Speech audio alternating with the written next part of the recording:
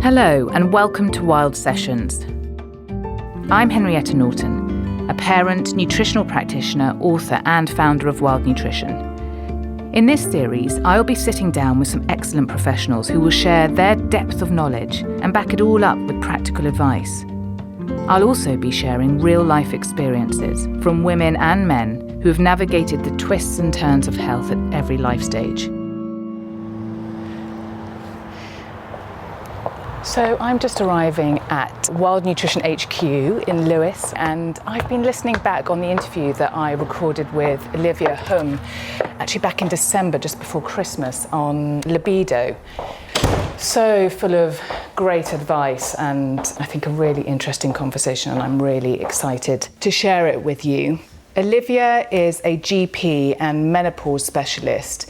She's one of the few women GPs who is recognised by the British Menopause Society as being a specialist in menopause. So she's absolutely the right person to speak to about the subject, which is libido. And we discuss how our hormones affect libido, whatever age you are. But we talk at length about post-childbirth and early menopause stage of our lives as women. And we also talk about how our lifestyle and environment influence our sex drive too, from things like stress to alcohol to the diet that we eat. And importantly, with all of these conversations, what we can do to invite the fire back if it has dwindled, or to keep it stoked if it's there. And she threads in a wonderful mix of her experience as a GP and a specialist in menopause and libido specifically, but also her experience with the women that she sees in clinic and as a woman herself. So I hope you enjoy it as much as I enjoyed recording it. Well, welcome, Olivia. It's such a pleasure to have a conversation with you today. Your reputation goes before you. I've heard some incredible things from you professionally. And so it's a real pleasure to be able to have this opportunity to talk to you, and particularly around an area that I know that you are both passionate and very experienced in, which is sexual health and wellbeing. And we're going to zone in a little bit more on libido and unpick that a little bit more. So just give us a little introduction into who you are, Olivia, and how you landed where you've landed. So my name's Olivia Hum. I'm a GP and I work in Lewes, and I've been a GP for about 16, 17 years, and I've always really specialised in women's health. But I've also used to work at the sexual health clinic in Brighton. And when I arrived in Lewes, I realised that there was no sexual health service there at all for young people. So if you work in a city, you get all the facilities. But if you're in a rural area, then it's as if teenagers don't have sex in rural areas. So there's absolutely no services for them. There's little else to do in rural areas. Yeah, absolutely nothing else to do. And it makes contact tracing a lot easier. But and so I set up a service there called the Circle Room about 12 years ago, and it did really well. And we are still going strong, so 12 years on, and it's a sort of drop-in, open access, and young people come from all over Sussex to come along and see us. And we see a real wide range of issues, from contraception and sexual health, but also what we call sexual dysfunction, so other issues with sex in young people. And then about 5 or 6 years ago, I started becoming a lot more interested in menopause as well. So I'm now one of a very small number of British Menopause Society menopause specialists. And I do a lot of menopause within my NHS work, but I also run a clinic called Women's Health Sussex, where we see women of all different ages with lots of issues with hormones, mostly perimenopause and menopause. But sex and libido is a really important topic. It's a topic that we don't know very much about as GPs.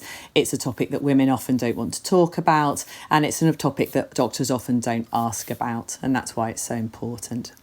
So do you find that the conversations that you're having with that sort of more adolescent group and the older perimenopausal, menopausal women is very different in nature? Is it for the perimenopause, menopause group of women? Are the concerns very different to those in the more adolescent group, or are there any threads that are the same? I suppose what is similar is that sex is a really important part of people's lives, and it is something that helps relationships function. It's something that brings people a lot of pleasure.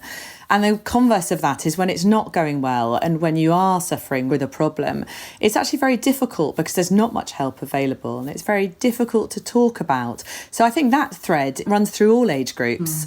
But definitely the problems that I see and the things that influence libido are different from different ages, I think. Some of the things like stress are common to all age groups, but there are specific issues that arise in teenagers and there are specific issues that arise in women in midlife, in older women as well. And the other thing is I've got women in their 70s who are deeply distressed at the lack of their sex life. So it doesn't just sort of finish when you get to 40. Absolutely not. Yeah, which is why this conversation is so important. So kind of zoning in a little bit deeper into libido and what that means. What are the main influences that affect our libido in that age scale from adolescence up to the older years? There are absolutely huge number of influences to libido, both sort of male and female. And I think the first thing, the most important thing is stress. I've got a brilliant photo that I use when I'm doing talks of sort of male and female libido. And it sort of represents female libido as this really complex machine with loads of like buttons and bells and whistles and little lights that go on and off. And the male libido is just a big on-off switch. And it's just it's very...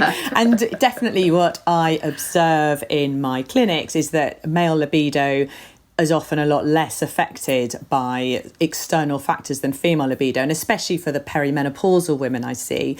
I mean, you know, I'm a woman in my 40s. We're all juggling a million different things, whether it's children or work or elderly parents. We're often in relationships that are quite long. You know, we've been in a relationship for 20, 30 years. And there's all sorts of things then that affect that. And that sort of feeds into then the perimenopause and the body changes and the way that you feel about yourself.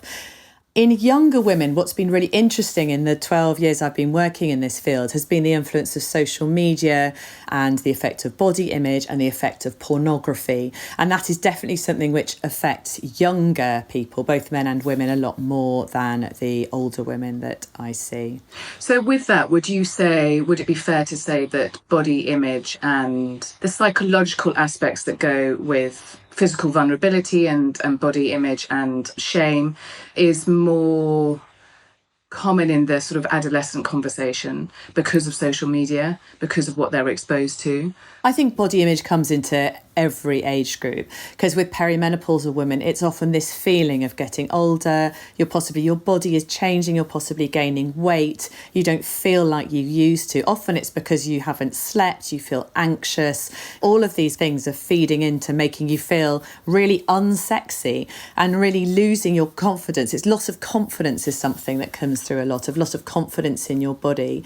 And especially after, you know, for people who've been through childbirth and has had traumatic childbirth, there's all sorts of things that feed into that. With younger women, it's really interesting as I've seen social media evolve and the effect of things like Instagram and these really stylized, idealized images of what female bodies are supposed to look like, which makes a lot of women not only feel very unconfident, but also feel somehow, I think, that their own bodies are somehow dirty or imperfect. So a real issue that we saw, especially a few years ago when this became a big thing, was women worried about the appearance of their genitals. And again, you know, I'm 47. I can absolutely tell you that in my teens and 20s, it never even occurred to me to worry what I look like. But the pervasion of porn, the fact that most young people now have seen porn and it's so easily available. And women in porn do not look like real women often. They've had operations to make their genitals look prepubescent. They've removed all their hair. And women see that, young women, and they think this is the way I need to look. And then men say that to them. They say, oh, you look weird, your labia weird, you're not right, you've got hair, it's disgusting. And that is definitely something after, 20 years I've been examining women, and you really can see the change in how women feel about their own genitals and how women look after them. And it's something that's really changed. And it's pretty damaging to having a healthy sex life when you feel that you're unclean and that you somehow look odd. Absolutely. And I can imagine that it's why it's even more important for you to be holding your circles, because then it's an opportunity for young women to be able to talk about that safely as well, in a space where they might not want to talk to their friends about it. They might feel that they're the only person that's experiencing that. It can feel like a very private and shameful conversation. I think for me, libido is a perfect illustration of how incredibly complex and sophisticated our body is, and how we are as living beings influenced by so many different factors, the biological factors, the psychological factors, social factors. So obviously we've got our biological drive that drives a lot of libido, which I would like to speak about as well. But you've already mentioned a psychological factor, and that is stress. Can we talk about how, on a biochemical level, how stress affects our libido, or our sexual drive and our sexual ability? So in the perimenopause, for instance, what we are seeing is that people's hormone levels are beginning to really fluctuate. And there are these two major hormones that affect this, which is your estrogen and your progesterone, which go up and down during the month. And what I notice with women in the perimenopause is that even if their periods are regular, they start becoming much more sensitive to these hormonal fluctuations. And there definitely seems to be some relationship between estrogen and your stress chemicals, so adrenaline and cortisol. And what I find is that when women's estrogen levels start to drop, it's exactly like the people that I see with anxiety. You suddenly get this release of adrenaline and cortisol, which sort of heighten all your body's symptoms. So often people will come in going, I just feel like I can't take a full breath in, or my heart races, or I lie down at night, I get palpitations, I feel really keyed up, my stomach's churning. These are all physical symptoms that are caused by adrenaline. And often when we add back estrogen in, either through using sort of supplements or by using HRT or the other ways of regulating your hormones, people start feeling much better again. It boosts your serotonin, which is your sort of calm, happy hormone. But the thing is, when you're feeling anxious and stressed, the biological reason for this is to enable you to run away from danger. So that's what it's there for. And when you're running away from danger, you don't need to feel sexual desire. That's not part of what it's involved. And what happens with our incredibly stressful modern lives is, I think a lot of us have got into this situation where every day is quite stressful. We're really busy, our adrenaline level is constantly high, our cortisol level is constantly high. And I think that just sort of dampens down your desire, your feeling of wanting to have sex, of being attracted to your partner. And for a lot of women, I talk to them and they say, really, it's at the end of a long list of things to do. It is absolutely including a good night's sleep. Exactly, yeah. Including sleep. It's just the last thing that I want to be doing. There is so much else going on in my life. I think that's a really wonderful way of seeing how incredibly clever the body is still, and we're still primarily wired to be able to survive against a threat, against stress. And when it is that very chronic exposure to stress, it becomes a kind of a chronic threat to the body. So it switches into that constant state of down-regulating the things that are not seen as key for survival, so sexual desire and reproduction, say, and how difficult it is to override that. You know, it's such a strong, that biological influence is so incredibly strong, and that weave between our biology and our psychological perception of what is stressful. And so if there were some tips, as it were, to reduce stress in a woman's life, what would you say, from your experience in clinic, have been the most effective ways of reducing stress and therefore having a positive impact on sexual drive? And that's difficult, isn't it? Because it's always difficult to even get time to think about reducing stress.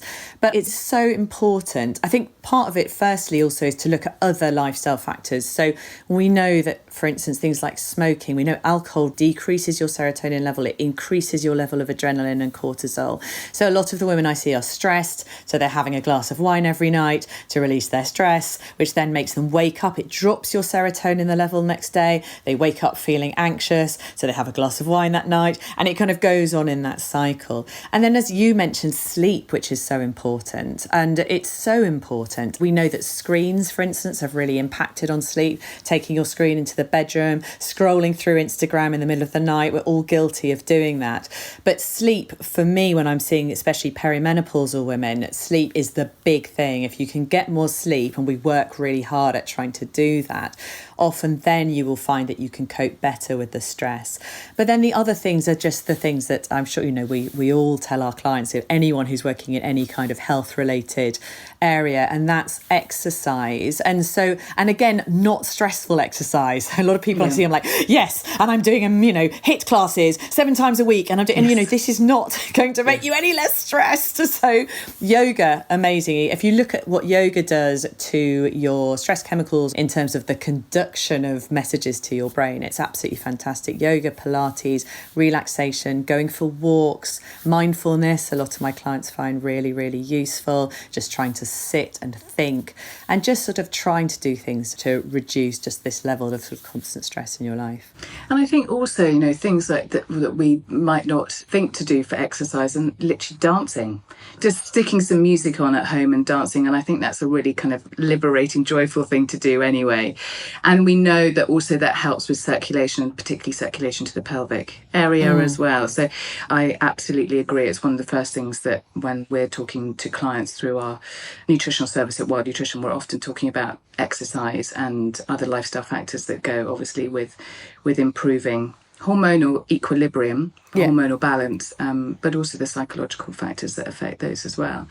And also we talk about the adrenal glands being very important for testosterone production as well. And I wonder if we can talk about testosterone and that natural decline that we experience. And it's not just linked to menopause, is it? And this is a really interesting area, isn't it? Because there's absolutely huge amounts about testosterone on social media. So it's been a really big cause of concern of a lot of women. So a lot of women are coming to see me to talk about it. And the thing with testosterone is that the link between testosterone and libido, especially, and energy, is not totally clear. So a lot of people will come to me and they're like, I'm really stressed. I've got absolutely loads going on in my life. I'd like to have some testosterone to see if it makes it all better. I think because there's so much of it on social media now, people are seeing it as this sort of elixir of like, I'm going to have this and everything will immediately get better.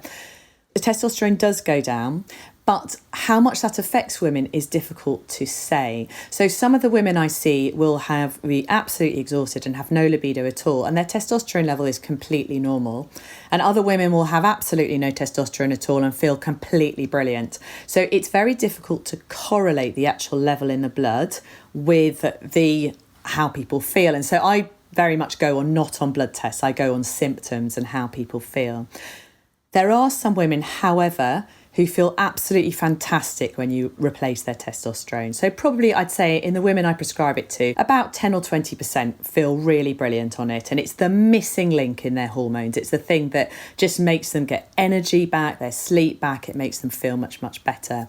But for a lot of women, they're actually quite disappointed. They take it and they're like, oh, I want my money back. It's really, it's really not that great, So it's because exactly as you've said, there are so many other things that influence energy levels and libido that it's difficult to pinpoint to just one thing. But for some women, it is life-changing, absolutely.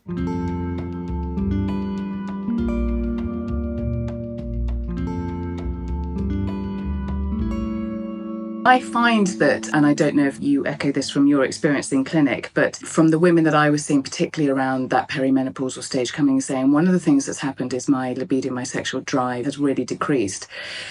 And actually, when you investigate that a little bit further, their libido has been dropping from very much earlier than the menopause. The menopause tends to cop, or perimenopause tends to cop the blame for a lot of things that are declining. An inability to be able to cope with stress, and my sex drive is going, and feeling overwhelmed, increased anxiety. And there are some very, very clear, as you've already mentioned, some very clear biological, biochemical influences that are causing that. But I think we also need to take into consideration the years of wear and tear that we've gone through. You would be naturally feeling like that anyway. Anxious, overwhelmed, not sleeping so well, from your body having been exposed to the level of demand that we have been put under for years. And for many women, that starts when they start to have a family. I completely agree with you. You're absolutely right. And if you think about our natural life expectancy is about 45, really. So 200 years ago, we would have been done and dusted. I would have been gone 45. by now. Yeah, absolutely. We would have died in childbirth. And it's the joy of what would have happened to us. But I think you're absolutely right, is that we put so many demands on ourselves. And I think one thing that I observe, and I'm sure you do with your clients, is this essential people feel I must cope, I must be a coper, and that I'm asking for help is somehow bad because it means you're not coping, and sort of looking around and going, everyone else is coping apart from me. But actually we're taking on so much. 30, 40 years ago, women of our age probably wouldn't have been working, and they definitely wouldn't have been working the hours that some of us are. They would not have been as involved in their children's lives. I mean, when you have children, you really do have to be there for every this and that, and make the Christmas decoration out of a bottle and do all of that kind of stuff. I talked to my mum and she's like, oh God, I never did any of that. We never had to. Like, you know, we just sent you off to school and then we just forgot about you until the end of the day. Yeah, it's all like that. Or, you know, even over your 50s, you'd have, the children would have been outside playing. You know, you wouldn't have been there micromanaging their lives and taking them to 15 after school activities. But then there's also the fact that because we're having children older, we've also got elderly parents coming into the equation. So a lot of the women I see are absolutely part of what we call the sandwich generation. They've still got dependent children at home, and children remain dependent for a lot longer now. You know, a lot of them still have 25-year-olds living at home. But then they've also got a mum who's falling over twice a week, and they have to go up and get phone calls in the middle of the night and sort them out. So they are just sort of carrying all this stuff. Absolutely. And what I always say to women is, what you're telling me is you're looking after everyone, and who's looking after you? And often that's when the tissues come out and everyone starts crying. And it's so that, I think, there's so much people are carrying. And I think it's you know, if we look back in history, culturally, there were always communities of women that would come together, and, you know, they're saying that it takes a village to raise a child. You know, there was that community spirit, there was that support network, there is this sense that I've experienced, both actually personally as a woman, but also working with women in women's health. There is that sense of women feeling that they're doing it on their own, they need to do it on their own. And there is, that can be a slightly more masculine edge of competition as well between women and who's doing it better.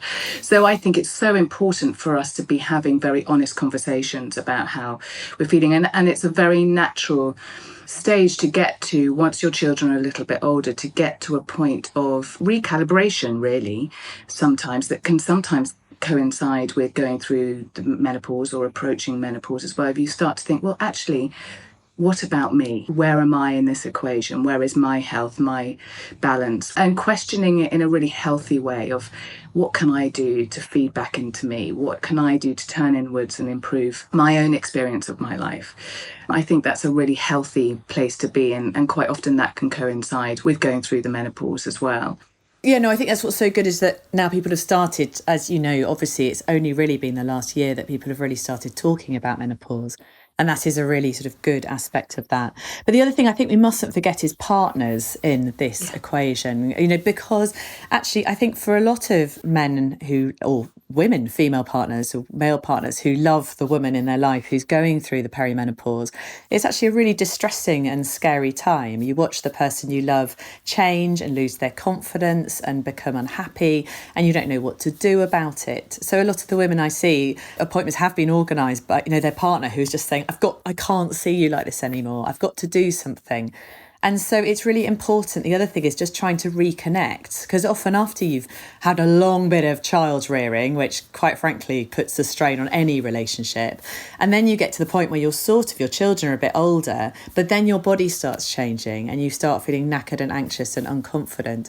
And so it just often again, your relationship with your partner comes way down that list of priorities. So somehow putting that into a priority again, it's very difficult to rekindle libido if you actually feel that you've lost that essential connection with your partner. Absolutely. And I think, you know, sexual activity, libido, maybe represents something different as we grow older as well, from that kind of more lustful drive, and essentially biologically to reproduce as well. For some women is that sexual drive. And then that deeper need for intimacy and connection, that doesn't change. That doesn't change whether you're in your 90s or you're in your 40s. And that's how to reframe, I believe, sexual activity is actually, it's an opportunity for that more intimate, deeper connection between two people. Yeah. Yeah, absolutely. I agree. Absolutely. And people say to me it's not often the sex they miss, it's the intimacy. Yes, it's exactly absolutely. that. It's that connection. Yeah. I always say I think sex papers over quite a lot of cracks in a relationship. I mean, it's quite hard to keep a long-term relationship going, and keeping that intimacy going is just so important for longevity, I think. Especially if you have a lifestyle where quite often partners can feel like passing ships, where everybody's busy and doing their own thing, and then actually it's so important to find those opportunities to connect on that level and to prioritize that. And so we've already touched on some of the elements. So we've touched on exercise and how important that is. We've touched on managing stress. Everybody's very individual in how they manage their stress, whether that's being in nature or it's going out with friends, but managing techniques that resonate with you to manage your stress levels. And then obviously with my professional hat on as well, there are some dietary changes and supplement changes as well that can really add benefit to this conversation, particularly, ensuring that you're getting enough zinc-rich foods, protein-rich foods.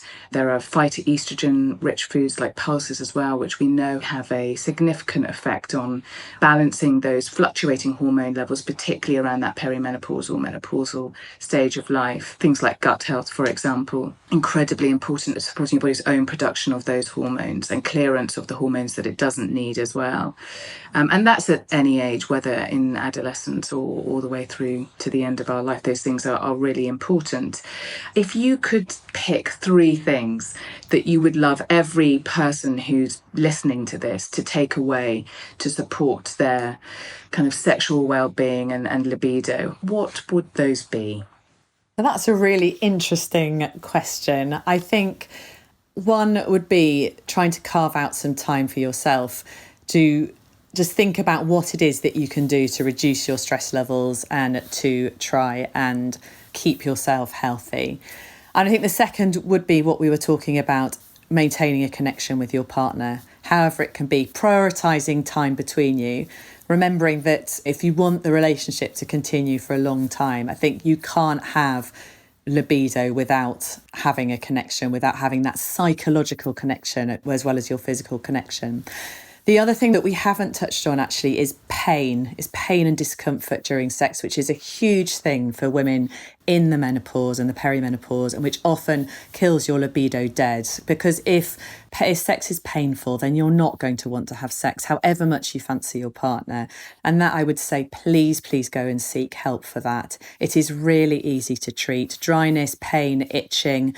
It's not been something that's historically been well treated in the past. I see a lot of women who've been really suffering with it for years, and it is so treatable. So please go and see a sympathetic GP or even a practice nurse and talk to them about it. Thank you for bringing that up, actually, because it's one of the points I wanted to discuss and had neglected to. So thank you very much for bringing that up, because also I think it's important to widen the meaning of what we're talking about, like sexual connection and libido. It's about touch, it's about intimacy. And as you've just said about carving out space, it's not necessarily carve out an hour twice a week for you to have sex. It's not as simplistic as that. It's about the small moments of connection. Intimacy, I mean, I love the saying that intimacy is into me, you see.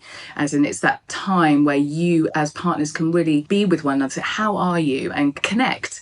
And then what comes from that comes from that. If that happens to end up being a wonderful sexual experience, then great. But it's so much wider than that, isn't it, intimacy? Yeah. And that's a really important point to bring in, particularly if there are physical barriers to having sexual intercourse as a start. Olivia, you've shared some incredible pearls of wisdom, and I know that you could share so much more, and there is so much that you can offer women going through any form of needing sexual health support or hormonal support. Can you tell us a little bit more about where people can find you and what services you offer? So I'm on www.womenshealthsussex.com. There are 2 of us. There's me and Dr Rebecca Walker, who's just joined me.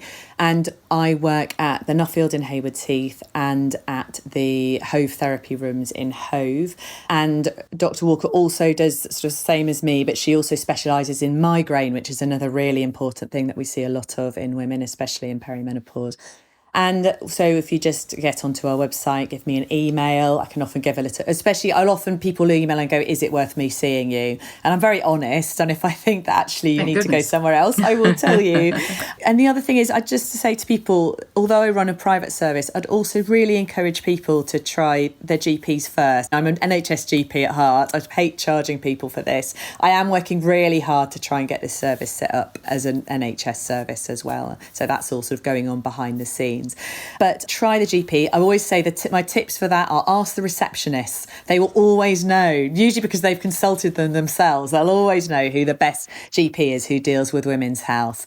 And try and book an appointment in advance if you can, using things like e-consult. It's really, really helpful. Some people have a terrible experience with their GPs, I know, but there are a lot of really good ones out there. So really try and get through to them first. But obviously I'm there if anyone needs me. And everything that you're doing, and I know there are a cluster of other women or GPs doing the same, of increasing awareness around menopause in the NHS. So thank you for all the work that you're doing there as well to increase awareness, because I think it gives license for more women to go in and actually speak to it, feel that they are being listened to and heard, and will receive the information that they need. Do you also offer virtual consultations as well? Yeah, absolutely. I do. So for anybody who's not in Sussex. Yeah, if people are not in Sussex, I've got patients all over the place. I've got people in Wales and Manchester and all over the West Country. So so we do lots of online appointments. I prefer face-to-face if I can, but we can see everyone. But we do offer a face-to-face as well for anyone who's local. But yeah, absolutely, we do a lot of online appointments too. We can send medication very quickly overnight if it's needed. If people don't want medication and we want to talk about a more natural route instead of using supplements and other things, then we can do that as well. So we've got a really broad range of what we can offer. It's one of the reasons why you were just the absolute guest that I wanted to speak to for this, because there is very much rooted in orthodox medicine, but there are some additional, you definitely have that view of us as holistic beings. We are a melting pot of all many different factors, and you can't pull one thread without pulling the other. So you can't, and I think that's where the strength of both of us being GPs come in, because the one thing that GPs do offer is a really holistic service, because we've just got to look at everything. It's not just about your hormones and it's not just about your vagina. It is about you as a whole woman, and as you said in your introduction, the biological, the psychological, the social, all the different things that influence your feelings and your symptoms. And it's not just as simple as chucking some medication at you and telling you it's all going to get better. It is much more complicated than that. No quick fix, unfortunately. Absolutely. Thank you so much, Olivia. That was a really lovely conversation, and I'm sure it's going to offer a lot of support and have been of great interest to many women, certainly to me listening. So thank you so much for sharing all your wisdom and knowledge. Excellent. Thank you very much. We hope you enjoyed that conversation. Please do let us know what you thought. Rate us on iTunes, follow us, share, and spread the word with others. This has been a Wild Nutrition podcast with Henrietta Norton. It's produced by Phil Bodger. Special thanks to Nina Humphreys, who composed our theme tune, and everyone at Wild Nutrition for their support. You can subscribe to Wild Nutrition Podcast on Apple Podcasts and Stitcher. And you can also find us on our website, wildnutrition.com.